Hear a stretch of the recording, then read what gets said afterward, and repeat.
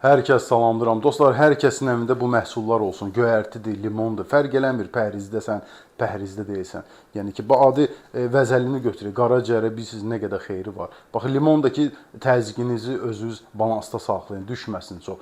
Azca limona, lap suya qatın, için. Yəni bəziləri deyir, mən bundan 3-4 dəfə qəbul elədim göyərtidən, nəticə görmədim. Sən bu 3-4 günə sən nə nəticə görmək istəyirsən bu göyərtidən? Yəni sən öyrəşmisən hər hansısa bir dərman alasan, içəsən onu, müvəqqəti sənin ağrını kəssin, amma qaraciyərində piylənmənə elə həmin o dərman artır və sən düşünürsən bu da dərman kimidir. Xeyr, biz gözləyirik nəsə bir nöqsan olsun, həkim bizə desin ki, göyərti istifadə elə və s. Ondan sonra biz düşürük bunun üstünə.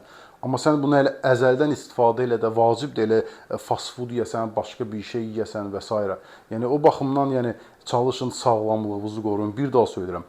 İnsanın yaratdığı məhsullardan bir balaca kənar durun. Təbii ki, bunu da yeyəndə çalış depo yaratma. Hər kəsə uğurlar.